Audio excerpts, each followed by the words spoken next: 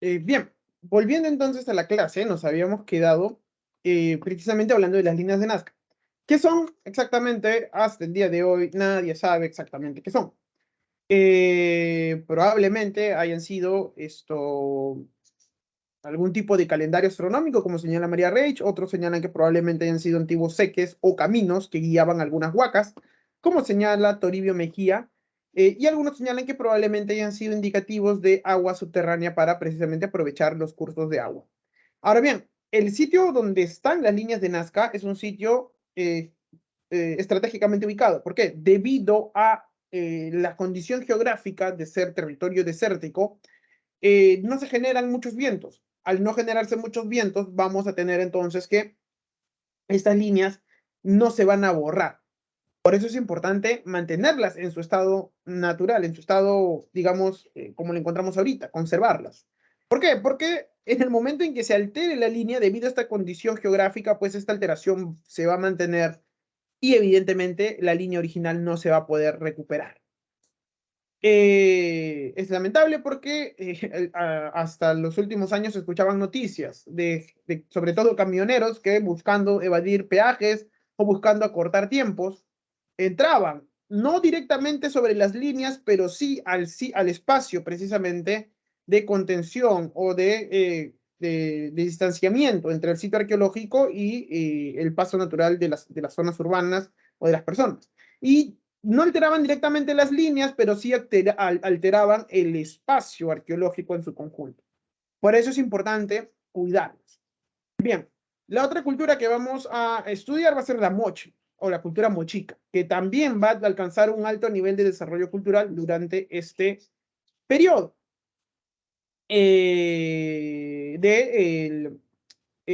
este periodo del intermedio temprano. Se va a ubicar precisamente esta cultura moche en la zona de la costa norte, en Piura, Lambayeque, La Libertad, y va a llegar su influencia hasta la zona de Ancash. Estos van a ser precisamente las zonas sobre las cuales se va a establecer esta cultura moche. Se van a ubicar entre el 200 y el 850 después de Cristo. Probablemente esta cultura moche haya sido la que ha sido mucho mejor investigada por diferentes arqueólogos. Estamos hablando de personas como Max Zule, por ejemplo, Rafael Arcojoel, Krzysztof Makowski, Peter Kaulik, que son los que han precisamente investigado a los moche.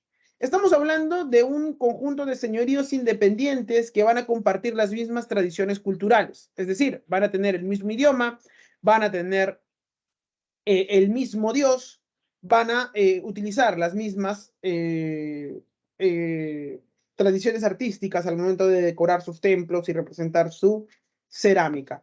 Cada señor dominaba un valle, cada señor que era un jefe guerrero religioso concentraba precisamente tanto el poder religioso como el poder político. Era un gobierno, un estilo de gobierno teocrático. Cada uno de estos señores moche gobernaba un valle determinado.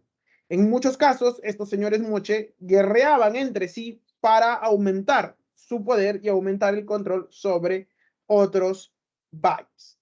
La élite, evidentemente, van a ser estos guerreros sacerdotes, guerreros gobernantes. Vamos a tener una casa de artesanos que fabricaban, por ejemplo, la alfarería, la metalurgia, los que fabricaban los textiles, por ejemplo.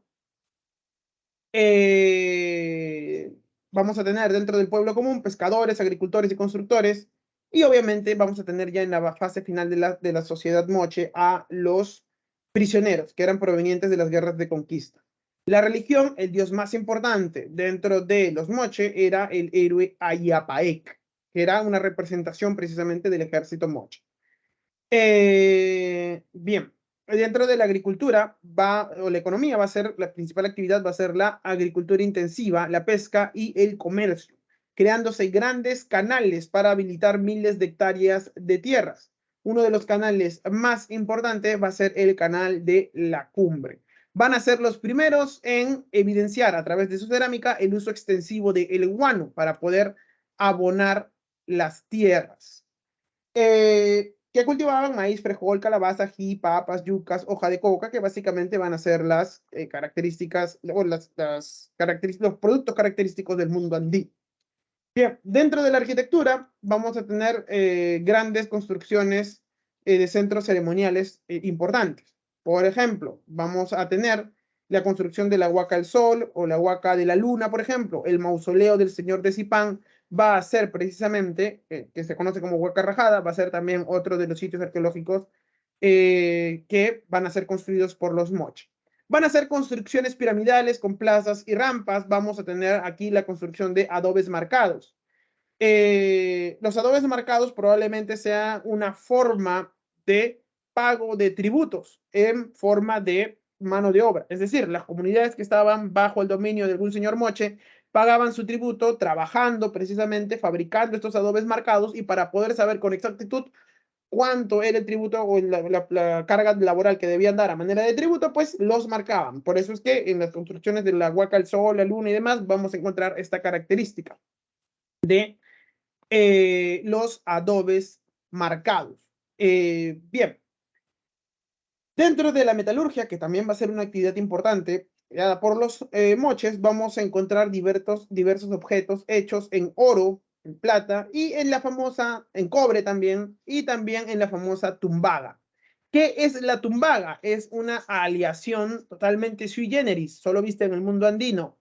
Y es que el hombre andino pudo mezclar el cobre con la plata y el cobre con el oro. Esto se le va a conocer como tumbaga. Es una aleación de ambos metales que les permitieron fabricar una gran cantidad de cosas: orejeras, narigueras, cuentas, vasos, brazales, discos, barras, placas, tumis.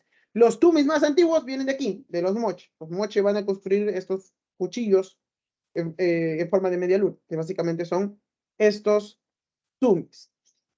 Ahora bien, por ejemplo, esta aleación de cobre con oro o cobre con plata, llamada tumbaga, se va a seguir practicando a lo largo de la historia del mundo andino.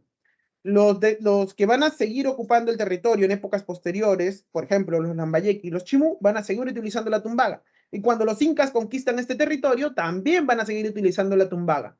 Por eso es que cuando los españoles llegan y ven una gran cantidad de oro y plata, se quedan maravillados por lo que ven y empiezan a sacar toda la cantidad de metales preciosos que van a poder y van a ser llevados a España. Y al momento en que lo funden, se van a dar cuenta que no era oro, sino era tumbaga, oro con cobre o plata con cobre. Y por eso se van a quedar así totalmente perplejos por lo que habían hecho dentro del mundo andino. O sea, no era oro puro, sino era tumbaga. ¿Y de dónde viene precisamente la tumbaga? De esta metalurgia hecha por los moches. Bien, se van a utilizar murales, sobre todo para la decoración de los sobre todo para la decoración de los templos, como por ejemplo el mural de Ayapaec, el mural de los prisioneros, o un mural que a mí me gusta siempre mencionar, que es un mural que me parece bien locazo, que es la rebelión de los artefactos, en donde se puede apreciar cómo los artefactos fabricados por los moche cobran vida y empiezan a matar y a justiciar a los habitantes moche. Es un mural que está ubicado en la Huaca de la Luna, por ejemplo. Bien, por lo que más van a destacar también los moche van a ser por la producción de cerámica. No van a alcanzar la gran variedad de formas y colores que los Nazca, pero ellos sí se van a caracterizar por la producción de cerámica en serie. Van tanto para el uso doméstico como para el uso ritual. Aquí vamos a encontrar el uso de moldes para la fabricación en serie de cerámicas. Cerámica bícroma, dos colores. Vamos a tener varios tipos de huaco. En los huacos pictóricos, que básicamente van a ser vasijas pintadas con alguna alegoría. Las escultóricas, como el caso, aquí podemos encontrar el ciervo.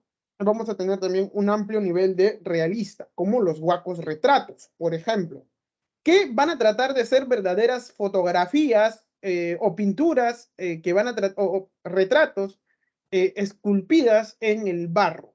El alto nivel de figuración que van a alcanzar los mochicas, a por figuración me refiero a el alto nivel de perfección que van a alcanzar al momento de moldear un rostro dentro del huaco cerámico va a ser realmente impresionante. Si tú vas o si ustedes van, por ejemplo, al Museo Larco o van a los museos que están en Trujillo, van a poder encontrar este alto nivel de fidelidad que van a alcanzar los huacos retratos con las personas que buscaban retratar. Otros huacos van a ser, por ejemplo, los huacos eróticos. Al parecer, los moche no tenían ningún reparo en representar su sexualidad, su vida sexual, tanto heterosexual como homosexual, porque hay huacos eróticos en donde se pueden aparecer, donde se pueden presenciar personas del mismo sexo, teniendo relaciones pues, dentro o representadas en estos famosos huacos eróticos. Y es que los moches no tenían ningún reparo en representar este tipo de actos. Y de ahí por qué sorprende que haya salido todo un escándalo en los últimos años por una recreación de un huaco erótico, precisamente que daba la bienvenida al distrito de Moche. Pero bien, si no se sabe historia, pues, ocurren este tipo de cosas. Bien, los Moche. Probablemente los Moche desaparecieron por una serie de fenómenos del niño que se traen abajo también la civilización o la cultura moche. La cultura moche va a ir desapareciendo hasta que al final terminan siendo anexionadas por una de las potencias más importantes, uno de los imperios que va a lograr dominar todo el mundo andino antes que los incas, que van a provenir desde la zona de Ayacucho y que se va a conocer como el Gran Imperio Wari. Los Wari van a ser precisamente los Wari van a ser los que terminan por conquistar y dominar todos estos territorios y gran parte del mundo andino. Iniciando entonces lo que se va a conocer como el horizonte medio. El horizonte medio va a ser una etapa en donde vamos a encontrar el desarrollo de dos importantes culturas. Primero, un desarrollo imperial importante que va a ser el de Wari, y uno localizado en el altiplano y hacia el sur de Perú, el norte de Chile y la zona de Bolivia, que se va a conocer como Tiahuanaco. Wari y Tiahuanaco van a ser las dos principales culturas que van a marcar esta etapa del horizonte medio. Bien, Tiahuanaco se va a desarrollar entre el año 200 y 1200 después de Cristo. Se ubica en la meseta del Collao, en el altiplano boliviano, el sur del Perú y el norte de Chile. Tiahuanaco logra expandir su influencia nuevamente a base del prestigio religioso.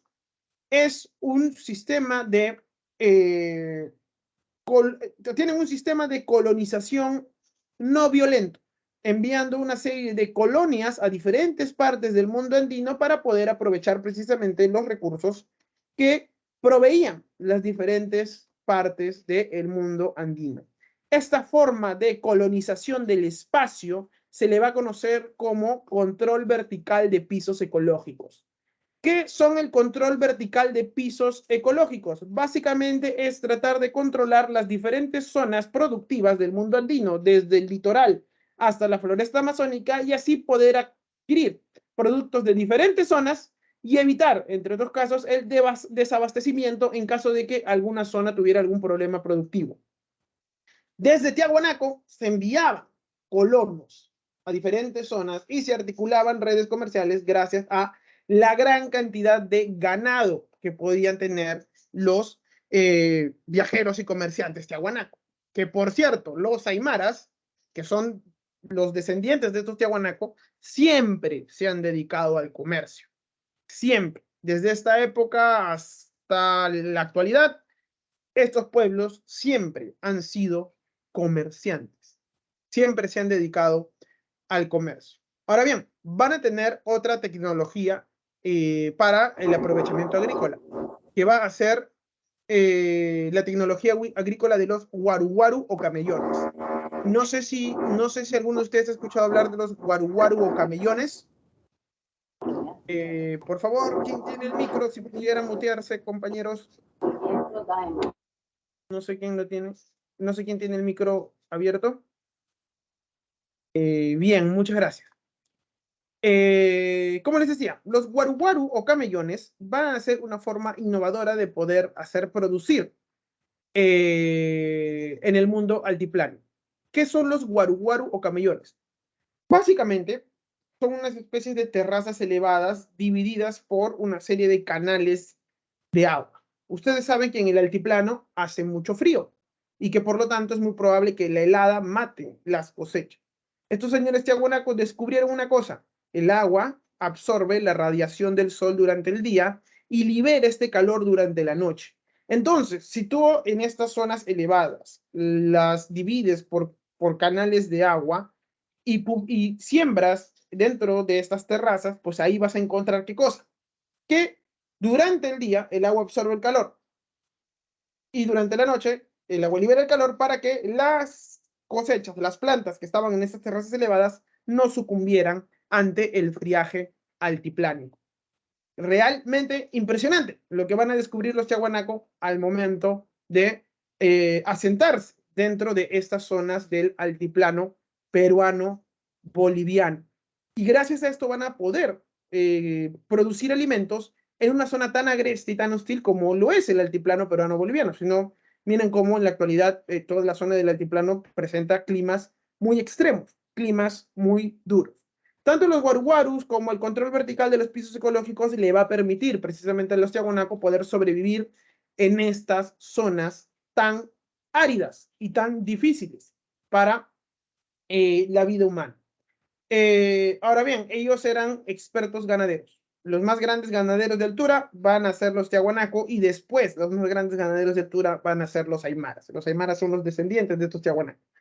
La arquitectura, monumental, megalítica y principalmente religiosa. La ciudad central de los Tiahuanaco va a ser precisamente la ciudad de Tiahuanaco, Taipicala, y va a ser precisamente este sitio religioso arqueológico que vamos a poder identificar como el eje central de los Tiahuanaco. De ahí van a salir precisamente las diferentes misiones de colonización que se van a ir asentando en las diferentes partes del mundo andino. Escultura monolítica con representación de seres antropomorfos. Aquí vamos a encontrar nuevamente al dios de las varas, posiblemente Huiracocha, representado aquí en la portada del sol, ubicada en La Paz, en Bolivia.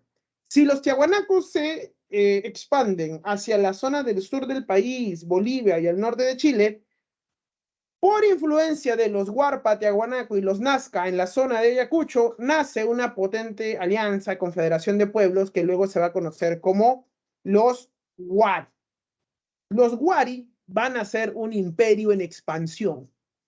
Los Huari van a ser un pueblo conquistador, que van a salir precisamente desde Ayacucho y van a conquistar gran parte del mundo andino. Se funden las tradiciones culturales, entonces, recuerden, de los Huarpa, Nazca y Tiahuanaco. Es un estado militarista, expansivo e imperial. Aquí ya en el Imperio Huari estamos viendo el total y pleno desarrollo del Estado.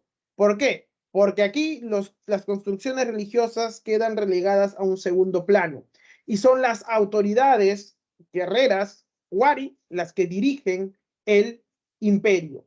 Van a lograr dominar la costa, la sierra y la selva alta y van a empezar a fundar una serie de caminos para poder conectar precisamente la totalidad del imperio Huari. Ahora bien, estos caminos Huari no son el Capac Ñan. Ojo, es importante mencionarlo. Una cosa es el Capac Ñan incaico y otra cosa son los caminos que inician los Huari para poder conectar todo su imperio. Sin embargo, los incas van a utilizar parte del trazado de los caminos Huari para construir el Capac Ñan. Pero los caminos Huari no son el Capac Ñan. Establezcan esta distinción. Es un imperio panandino, evidentemente. Dominios en la costa, sierra y selva alta. Ellos van a procurar el dominio de importantes sitios productivos. Los sitios de mayor producción van a ser los que más le van a interesar a los Huari. Por eso es que cuando van a ir conquistando estos territorios, van a ir manteniendo los canales de regadío, porque eran la principal fuente de producción para la agricultura en general, y van a incluso mejorar y van a ampliar las redes de canales. Por ejemplo, aquí en Lima, cuando los Huari llegan aquí a la zona de Lima, van a encontrar un pequeño canal que luego van a agrandar y van a ampliar, que se va a conocer como el Gran Canal o Acequión de Surco, que hasta el día de hoy todavía sigue existiendo.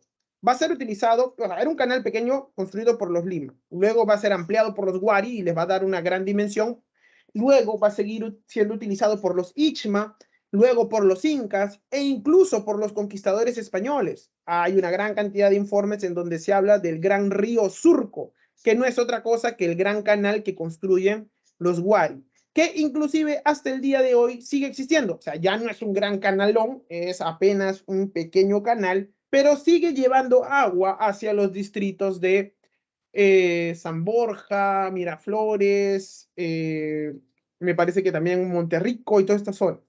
Sigue llevando agua y se puede apreciar a través, en algunos casos se puede apreciar todavía lo que queda de su trama.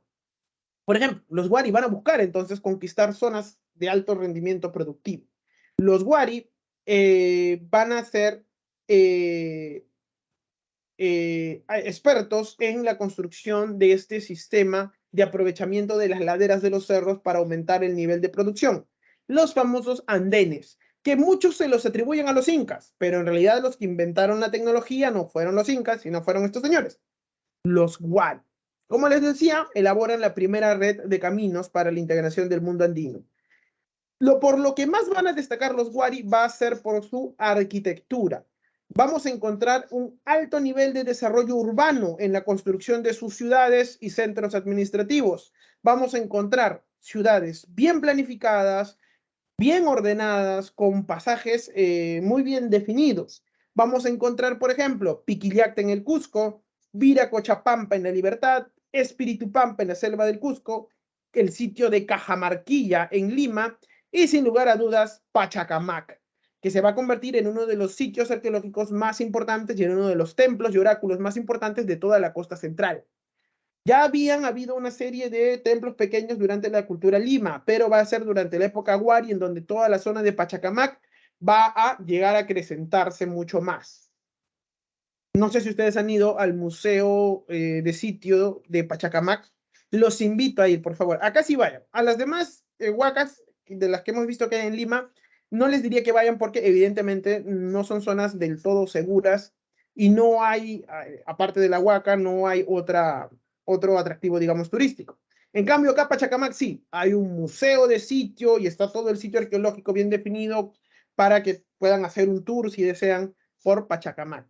Los invito a ir al museo del sitio arqueológico al museo y sitio arqueológico de Pachacamac para que ahí también vean precisamente en el caso limeño cómo se produce este tránsito dentro de la historia del mundo andino, porque Pachacamac ha sido poblado incluso desde épocas del arcaico superior, me parece. Arcaico superior, formativo, cultura Lima, Guaris, Ichmas, Incas. A lo largo de toda la historia del Perú prehispánico, Pachacamac ha sido un lugar central, importantísimo. Pero que alcanza un alto nivel de desarrollo urbano, perdón, y uno de los más grandes, una de las más grandes remodelaciones durante esta época del Imperio Wari. Bien, la cerámica vamos a tener de dos estilos, la Pacheco, formas de llamitas y demás, y la Robles Moco, que va a ser grandes cántaros y demás. Dentro de la religión de los Wari, vamos a tener al famoso dios Visco, que también va a ser representado con dos varas y que probablemente sea una adaptación del dios de las varas Tiahuanaco. Pero el dios Visco, ¿por qué se le dice Visco? Porque también porque va a aparentar precisamente tener los ojos viscos en sus diferentes representaciones, que lo vamos a encontrar en su textilería, en su cerámica y demás. Por ejemplo, aquí en esta cerámica Robles Moco, de este gran cántaro hecho en barro, ahí vamos a encontrar precisamente la representación de este dios Visco. Como les decía, ahí, si ustedes lo notan, vean esta característica de ser visco a los ojos y de tener precisamente los báculos nuevamente. El dios de las varas va a ser un dios que se va a extender precisamente a lo largo del mundo andino como una religión, como un culto importante a este dios. Vamos a tener también textilería importante, como por ejemplo los uncus y los grandes camisones Waris, que van a pertenecer precisamente a la élite Wari. Bien, también van a tener la práctica de enterrar a sus momias en fardos funerarios y demás. ¿Qué sucede? ¿Por qué decae Huari? Hacia el año 1000 después de Cristo se va a producir una serie de severas sequías dentro del mundo andino. Esto va a ocasionar que el sistema productivo Huari entre en un problema, en una serie de crisis agudas. Sobre todo las ciudades que estaban ubicadas en los valles bajos de la sierra.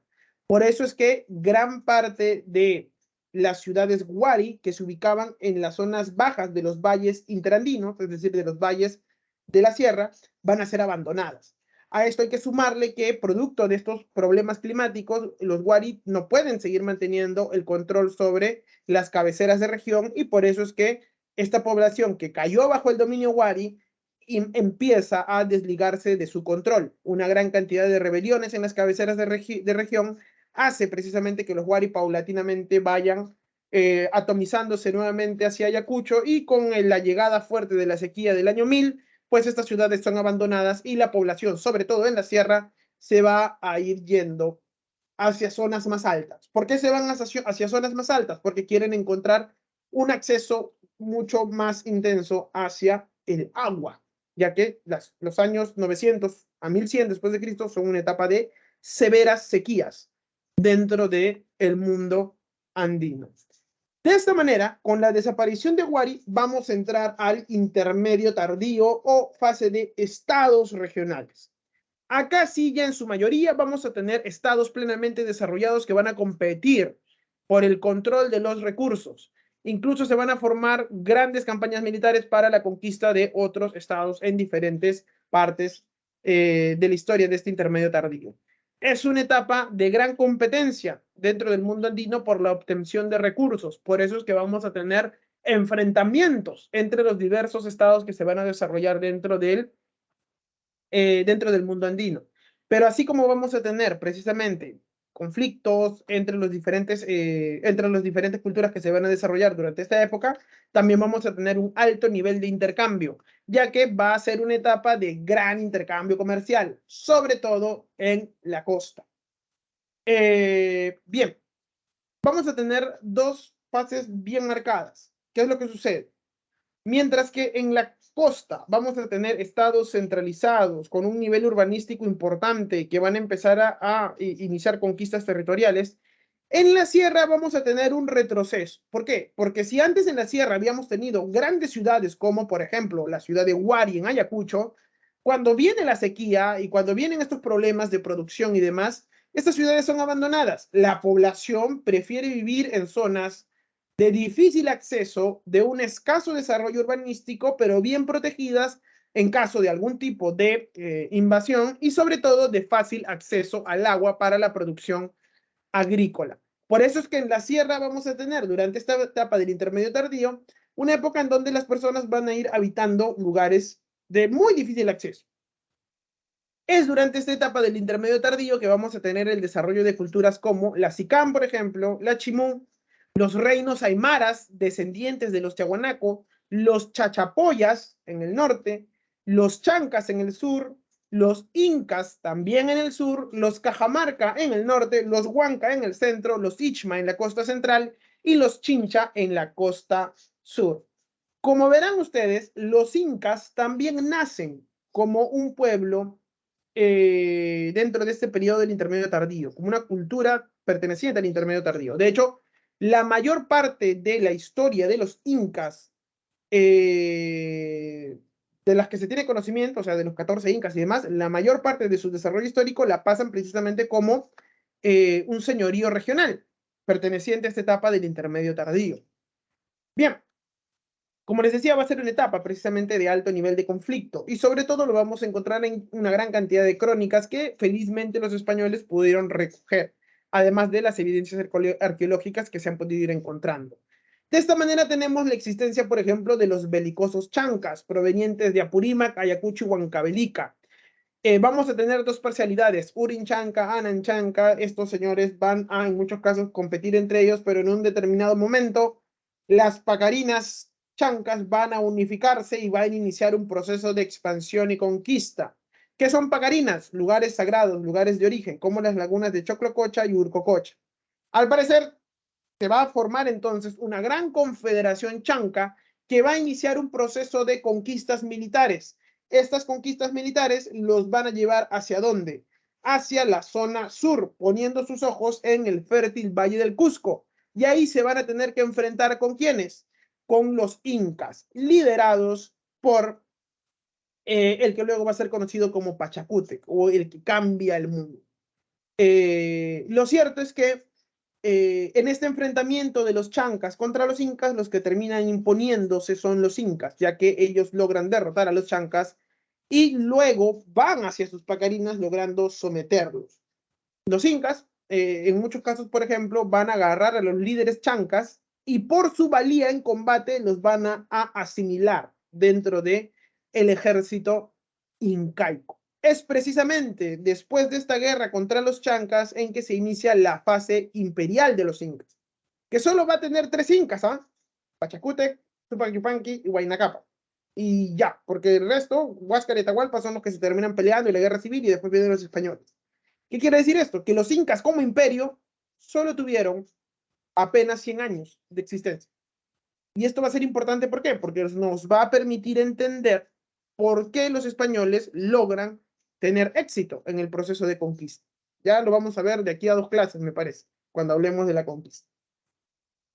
Bien, los reinos aymaras van a ser los descendientes de los tiahuanaco. Se van a formar una serie de reinos, 16 reinos aymaras, que van a ir compartiendo el dominio sobre la zona de la meseta altiplánica, tanto de Puno como de Bolivia y parte de Chile. Van a seguir utilizando las mismas tecnologías productivas que sus antecesores, es decir, el control vertical de pisos ecológicos, los guaruguaru camellones, y una amplia red de cabezas de ganado, sobre todo llamas, que les van a permitir, llamas y alpacas, que les van a permitir la realización del comercio. No hay mejores comerciantes que los aymaras.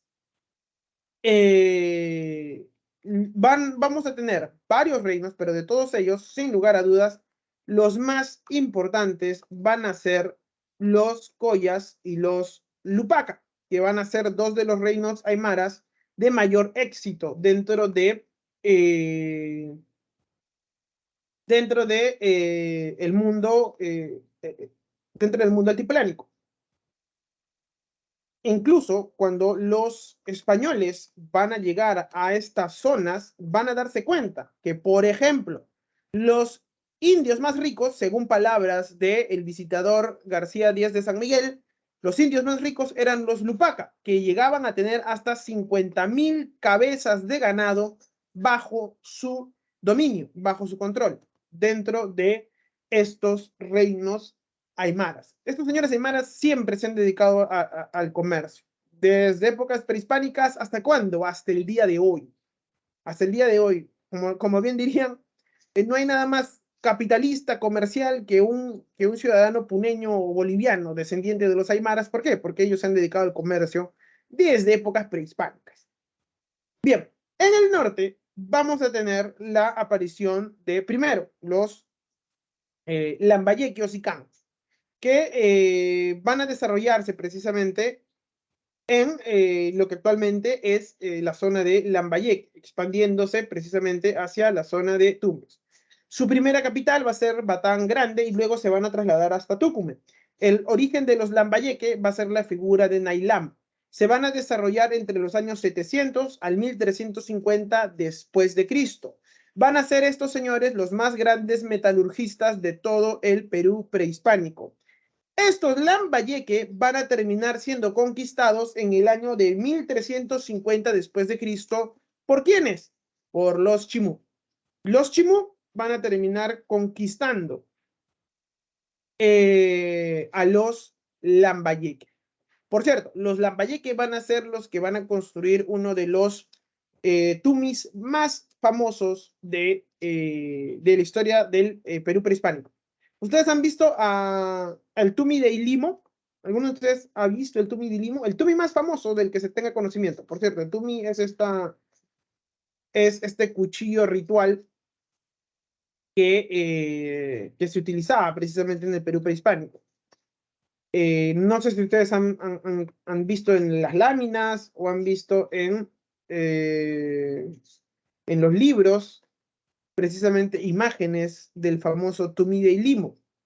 que en su momento fue la pieza arqueológica de mayor valor encontrada dentro del Perú prehispánico. Aquí les voy a poner una foto del Tumi de Ilimo.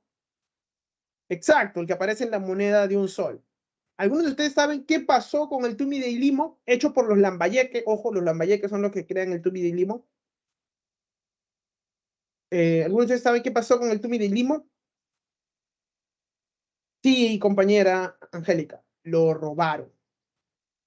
En los años 80 lo robaron. Y no solo lo robaron, o sea, eso es lo trágico, no solo lo robaron, sino lo desmantelaron, lo fundieron al Tumidilimo. ¿Por qué? Porque los que habían robado no tenían la conciencia del valor histórico de la pieza del Tumidilimo, y entonces lo que hicieron fue trocearlo para repartírselo entre los que lo habían robado y cada uno se llevase su ganancia.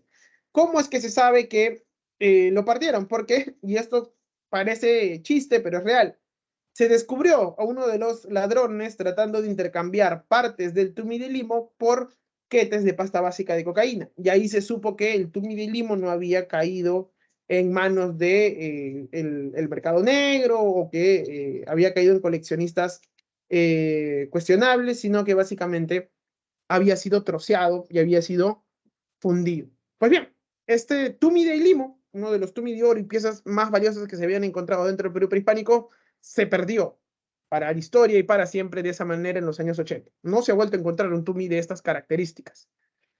Pero bien, estos Lambayeque, como les decía, van a terminar siendo conquistados por los Chimú. Los Chimú van a asimilar una gran cantidad de las prácticas culturales de los Lambayeque para su propio beneficio. Los Chimú se van a expandir por toda la zona de la costa norte, desde Tumbes hasta Lima, porque van a tener influencia incluso hasta la zona de el río Chillón. Van a ir conquistando militarmente varios de estos territorios. La principal actividad de los Chimú va a ser la agricultura intensiva. Van a construir grandes canales también para aprovechar precisamente el recurso hídrico. Y aquí vamos a encontrar la aparición de una nueva tecnología hidráulica llamada la de los huachaques o grandes reservorios de agua, que tenían diferentes propósitos. Abastecer de agua, por ejemplo, a ciudades como Chanchán, abastecer de agua para la agricultura, e incluso estamos hablando de grandes almacenes de aguas para la recreación y el esparcimiento. En otras palabras, estamos hablando de piscinas. Y es grandioso, sobre todo si se tiene en cuenta que la ciudad, por ejemplo, de Chanchán va a estar construida en un desierto.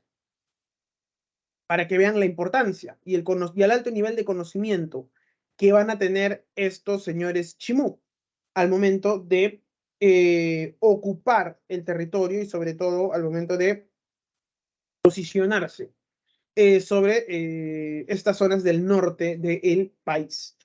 Bien, van a utilizar también la pesca, que va a ser una fuente de recursos importantes para estos habitantes aymaras. El comercio también se va a convertir precisamente en una actividad importantísima. El gobierno va a ser centralizado y expansivo. Desde la capital, Chanchán, que va a ser la ciudad de barro más grande de América, muy bien organizada, adornada con frisos modelados y demás, se van a iniciar un proceso de expansión a diferentes zonas y se van a construir precisamente centros administrativos para poder recaudar los tributos y enviarlos y centralizarlos precisamente a Chanchán. Vamos a tener centros administrativos como Galindo, Farfán, Cabeza de Vaca, Túcume, que se van a encargar de administrar precisamente los recursos obtenidos de pueblos sometidos como quienes, como los Tumpis, por ejemplo, en Tumbes, los Tayanes en Piura, los Sicán en Lambayeque, o los Chancay en Lima, que también van a caer bajo el dominio de los Chimú. Ahora bien, Chanchán en sí es una ciudad compuesta por varias ciudadelas independientes. ¿Por qué? Porque el soberano Chimú, que lograba acceder al trono, heredaba el título de rey, de soberano, pero no heredaba ni el palacio ni las riquezas de su antecesor. Por eso es que este nuevo soberano nuevas fuentes de riqueza y sobre todo construir su propio palacio. Por eso es que dentro de Chanchán vamos a tener varias ciudadelas que van a ir conformando la totalidad de la ciudad de Chan-Chan. Dentro de la orfebrería vamos a tener una importante producción de joyas que van a ser producto de la asimilación de las tradiciones en el trabajo del metal, tanto de los mochica como de los sicán. Los sicán o lambayeque se basan de los mochicas y a su vez los chimú adoptan estas tradiciones culturales de los lambayeque, la cual ya estaba basada en los mochicas. Por eso es que hay una tradición en el trabajo de la metalurgia en el norte, que viene desde Moche y que va hasta la época chimú. Vamos a tener una religión lunar sobre todo, ya que el dios más importante va a ser el dios lunar Shi.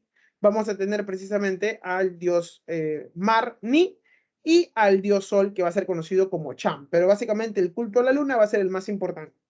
Aquí se han encontrado que dentro de la religión y la cultura chimú se realizaban grandes sacrificios humanos.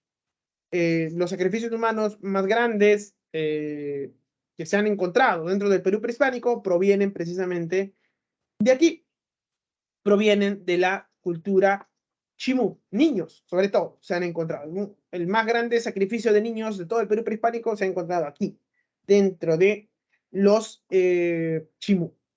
Ahora bien, los chimú inician un proceso de expansión hacia el sur.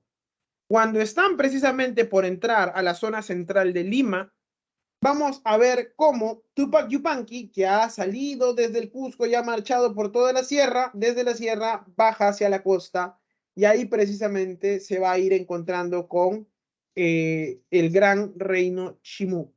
Y de esta manera entonces va a iniciar uno de los conflictos más épicos de todo el Perú prehispánico. ¿Cuál va a ser este conflicto épico? El enfrentamiento entre los Chimú y los incas, liderados por quién? Por el Auqui Tupac Yupanqui. ¿Alguno de ustedes sabe qué es un Auqui o recuerda lo que es un Auqui? ¿Sabe lo que es un Auqui? Auqui no es otra cosa que el heredero al trono dentro del mundo incaico. Es decir, cuando Tupac Yupanqui todavía era el príncipe heredero y el que era el inca era Pachacútec, él logra conquistar y someter a los chimú. Va a ser una larga guerra. ¿Por qué? Porque el ejército chimú, según las tradiciones orales, estaba mucho mejor preparado y tecnológicamente mucho mejor armado que los incas. Sin embargo, el poder y la fuerza de los incas se va a terminar imponiendo sobre los chimú. Incluso Tupac Yupanqui va a lograr sitiar y asediar la ciudad de Chan-Chan.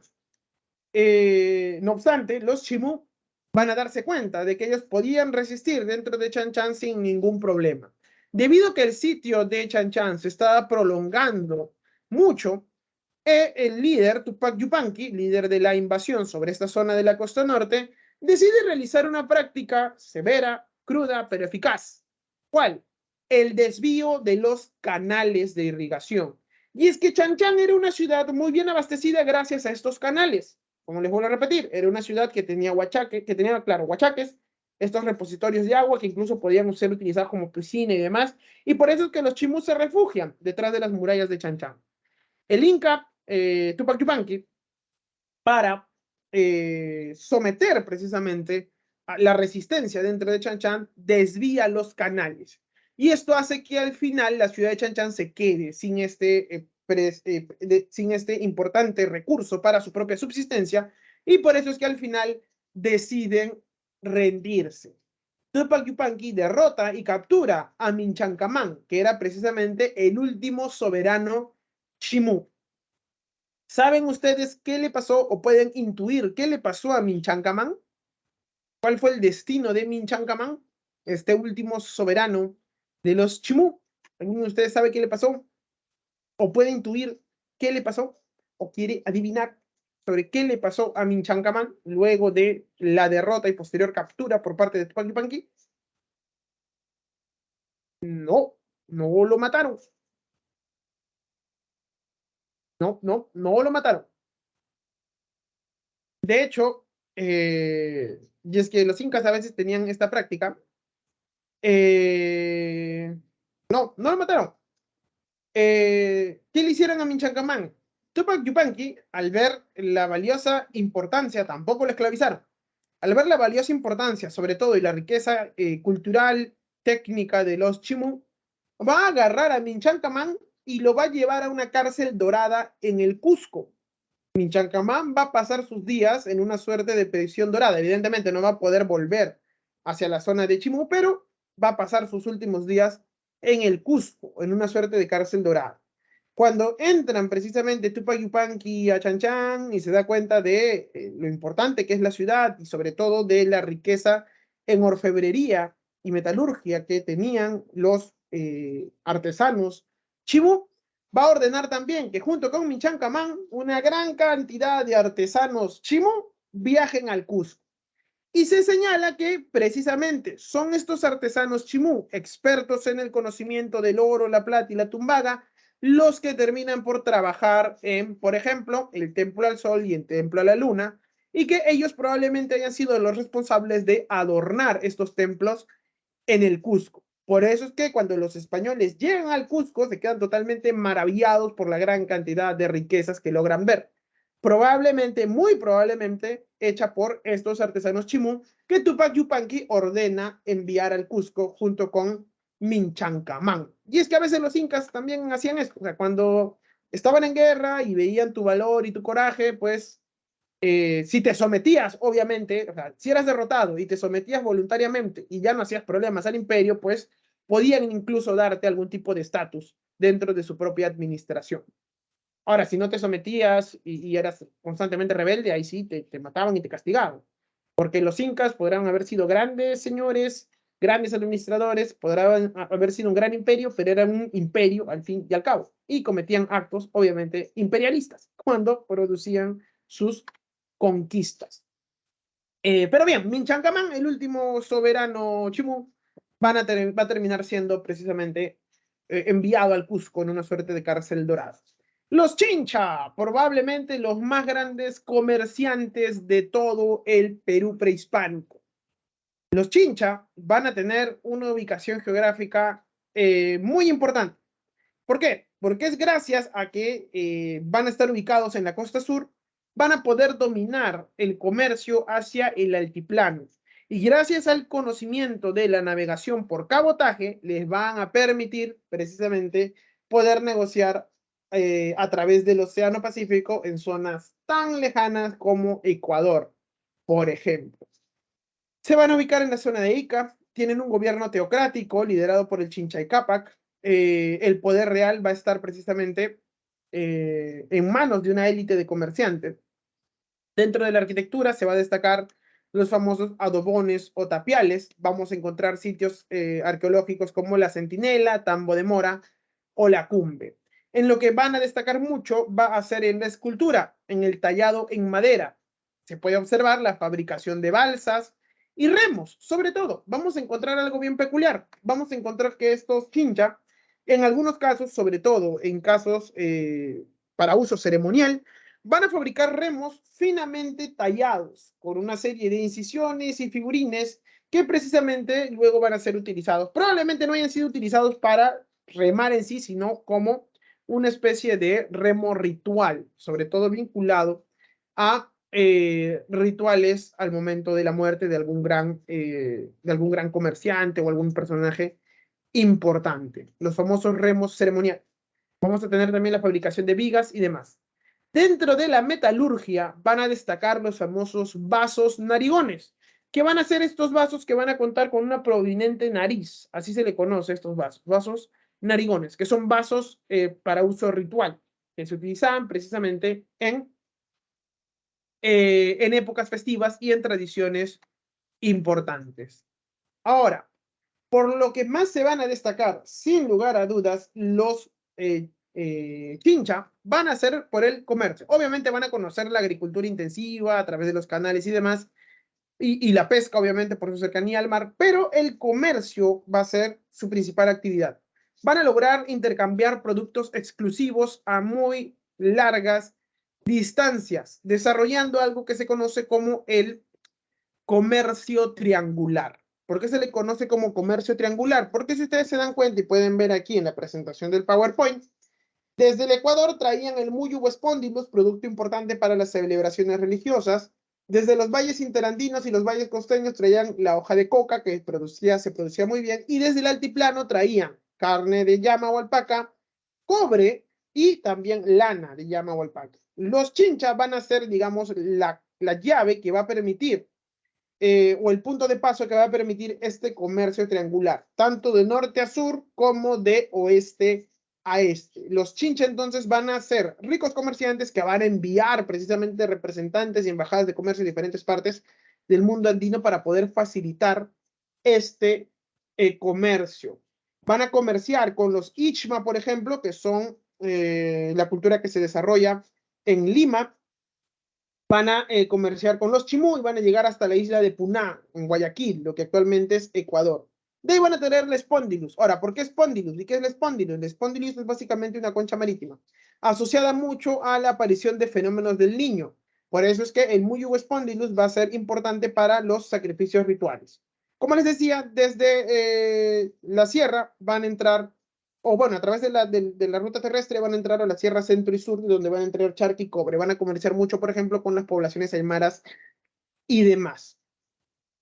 La cerámica va a ser básicamente utilitaria, recipientes de cuello largo, polícromos con figuras geométricas, como lo podemos encontrar aquí. Cuando nos referimos a cerámica utilitaria, nos estamos refiriendo a cerámica que puedan ser utilizadas para, por ejemplo, almacenar cosas o realizar grandes viajes durante estas largas travesías de comercio a lo largo del mar.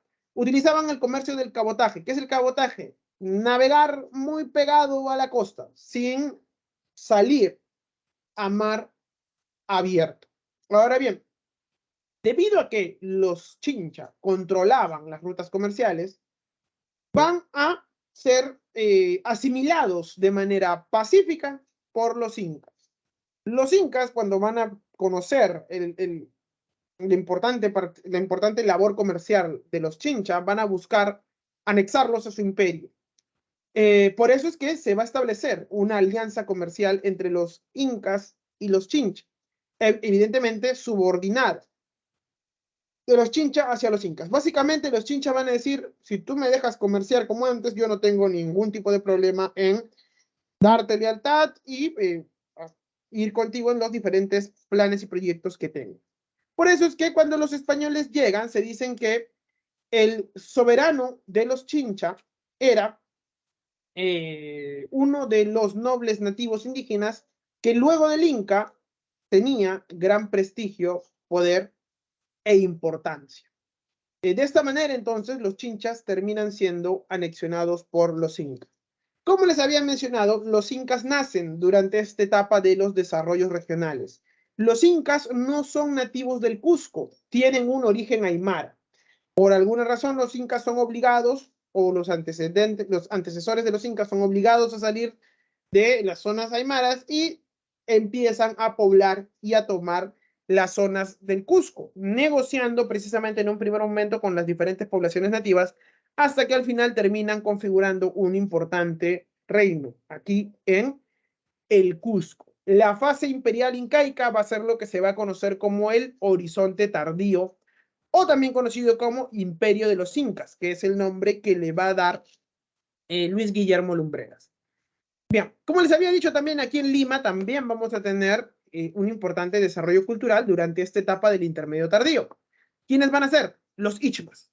Los Ichmas van a ser los que tienen presencia aquí, que también van a ser conquistados y asimilados por los incas.